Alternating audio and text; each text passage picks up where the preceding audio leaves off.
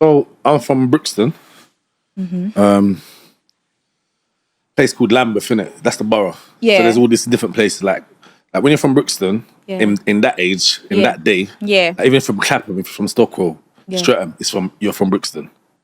Really? I never heard that. Yeah, I've got family in Brixton, and I never heard. And I've got family like from Stockwell, but they wouldn't say they're from Brixton. They'll say they're from Stockwell. In that day, that was like Brixton. Like you see, Brixton's there, and then it's got all the surrounding places. Yeah. If you're from any of them surrounding places, a man asks you where you're from Brixton. Okay. You know, like Brixton's the capital. You know, for that area, you know, like London's the capital. Yeah, London. Of all these other areas, they say where you are. You say I'm from London, but Brixton's the capital of that area. Okay. If you get what I'm saying, like it's in the middle. I kind of know. I think, are you trying to say because Brixton holds weight, so people would claim it? Because I personally wouldn't say. It's a good way of cutting through if you live around there and you're. Yeah. Okay. That would make sense. You get what I'm saying? Yeah. Man, so where you from? Say, Brixton. So if you're from Brixton, it's like, you're somebody or. Do you get what I'm saying? You see, like the same way people think that people from country think that people from London think they're bougier than us in north of England. They think that we think we're better than them. Yeah, because they're from London. You're schooling me because I've never heard this before. I would think that people from country would think that they would be bougier than us. No. Really? Yeah, they think that we're snobby because we're from London. See, even like the music scene. In them areas, that's why they get behind their guy. You know, like if they'll have one guy that's good, they'll get behind him because now we're trying to fight the London thing. Do you get what I'm saying? I mean, I hear it. I don't know, because I feel like if you have a guy from a city, it's like you're putting your place on the map, so everyone's gonna automatically back you. And a lot of places are smaller than what London is. Like loads of places up north are like tiny little towns. So they get behind their guy. Yeah. You get what I'm saying? So, but they think that because they're down there, no one ain't really listening to them. But for you to get in the music scene, you got to be in London. I feel like it used to be like that, but not so much. No, not so much now. Yeah, that was the vibe. Yeah. Do you get what I'm saying? It's the same thing in Brixton, isn't it? So you need to, if you live around that area, it's better you to be from Brixton. Brixton's been known though, like even from abroad, like even Jamaica. Yeah. If they're talking about places from foreign, they're gonna say Brixton. Brixton. Yeah. It's got a reputation. It's cultural, isn't it? It's like the places where we all went as black people and set up shop. Yeah.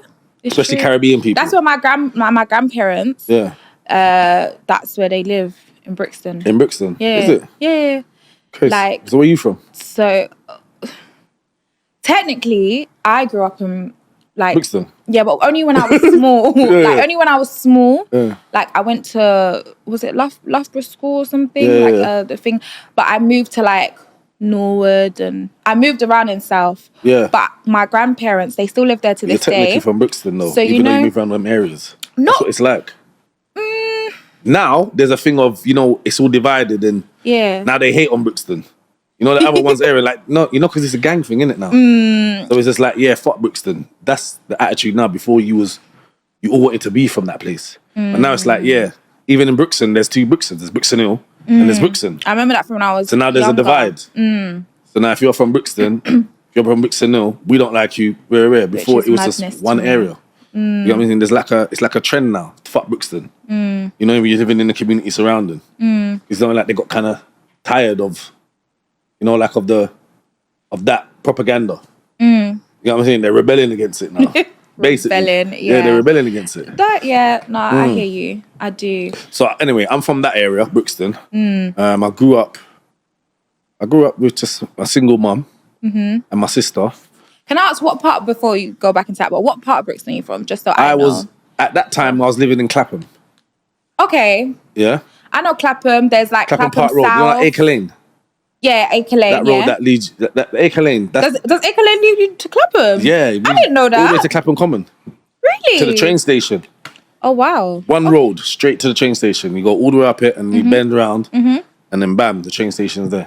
My grandparents live, you know Maxwell Park? Obviously, it's really big. You know the bit where the statue is? And then there used to be like a pool there, but I don't think it's there anymore. Or like a sand pit or something area. Sand pit? It's near there. But like near... Do you remember the submarine? Paulette Road. You know the submarine? No. No submarine in Maxwell? No. Like, you know, and there used to be like some I know famous where chip Paulette Road shop. is though. I know where Paulette Road is though. And there's a famous chip shop there, or used to be famous. People Chris's. used to rate it. I like Five Ways. Yeah, near there. Yeah. So that's where. She knows the famous chip shop. It's a very famous chip shop. No, as in It's for real. like on the ends. I remember I used to be like a little treat, you know. But yeah, that's that's where the front line was. It's like a front line. It's called Chris's Fish Bar. Yeah. Yeah, so I'm moving in Clapham, but then my mum met my stepdad, Vincent, and we moved into Brixton now. Okay. On the front line. Like we lived on Brixton Hill, but his shop was on the front line. So his shop's on the front line now. I'm seeing all the activity in it. Like everything you could think of. Like it's a normal day. You know, like things that your family might protect you from. I'm living in it. Like just like you can see the man selling weed over there. You can see the man shouting at my man over there. It's there. You know, like if you was walking with your kids certain places and you see these things, you're like, come over here. Yeah. But I'm not coming over it. I'm like in it. You know what I mean? So it's like I'm seeing all this stuff, getting used to, you know, things that I shouldn't be seeing until it's just normalized. And this is what age group we're talking around about? 6. Oh wow! Yeah, very young. Yeah, very young. Around 6. Like, you know, and then remember my dad. He's got mental health.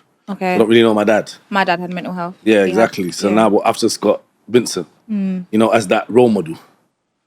You know what I mean? And obviously he's not my dad, so yeah. But would you say he was a good role model? Because in that environment. Yeah. In that environment, he was a good role model because in that environment, he was protected. Okay. Because he was the main alpha in that space. Okay. You know what I'm saying? Maybe if he wasn't the main alpha in that space, it'd have been not a nice place for me to be. Because he was the main alpha, certain things that other things might happen to other people ain't happening to me. Yeah. Like I'm able to watch this stuff. You know, like I'm watching a film where someone else might be watching it and then getting hurt or getting robbed or do you know what I mean? Yeah. Like I'm not going through that. I'm actually I've got like VIP tickets. Do you know what I'm saying? Oh my gosh, that is crazy. But do you know what I mean? You're saying. It's like that kind of concept. Do you know what I mean? It's like I'm at the front row just watching everything and nothing can't happen to me. Because I remember I went to see my barber the other day, right? And he told me one story, right? He said, "Yeah, I remember one time." Because there's where his shop was, there's like a, that's where all the English rude boys were. And then you go up the top of the line, that's where all the Jamaicans were. So, but the barbers, the trendiest, the best barbers is up there. So I'll walk up there to get my haircut, yeah? So I walk up there, sitting down, and then I was getting my haircut, and then I remember I didn't remember, but the more, when he told me, I remember something. But he said, yeah, I remember one time, he said you was getting your haircut, and then this man just come in, and he said, who's your dad? And I said, Vincent. And he said, no, he's not. And he started telling me all these reasons why he's not my dad and da-da-da-da-da. But the barber was saying, yo, I was thinking, bro, why is he even dealing with a little youth like that? He was a bit aggressive, you know, to be dealing with a little youth and just, you know, like he was being like too assertive. Was it your dad? No, just some random man. Oh, okay. He was saying Vincent ain't my dad. Okay. He said, because obviously he knew who my dad was. Okay. And he's asking me, who's your dad? And I said, Vincent. And he said, no, he's not. And telling me all this stuff. So obviously, my man could see I was getting upset, innit? So after I got my haircut, I went straight down to Vincent. And I told him, innit? Vincent brought me all the way back to the shop. And the guy was getting his haircut, innit? And I said, yeah, that's the man. He said, you're not my dad. You get me? I'm around 6, 7. And he said, yeah, thump him in his face. Yeah. And that's what my man said. He said, I banged the guy in his face. You get what I'm saying? And obviously, the guy couldn't do nothing because obviously Vincent's standing there, innit? Oh, wow. Yeah, but the guy was reminding me that's what happened. But obviously, even though, you know, it might be thing, but that was probably something that traumatized me. You know, this man saying, oh, yeah, he's not your dad, and da-da-da-da-da. Remember, my little boy, innit? So how that must have affected me in a type of way. And obviously, he's brought me up there, sees him upset, and he told me to bang the guy. And the barber said, yo, you banged him so hard. Do you know, like for a little boy? 6? Yeah, like for a little boy, like he was angry. Like he was very angry. Do you know what I mean? Oh, gosh. But that's probably for the concept because I don't really know my dad and that's affecting me in different ways. Yeah. Do you know what I mean? And I was thinking, wrong, it's kind of deep. Yeah, that is very deep. It's very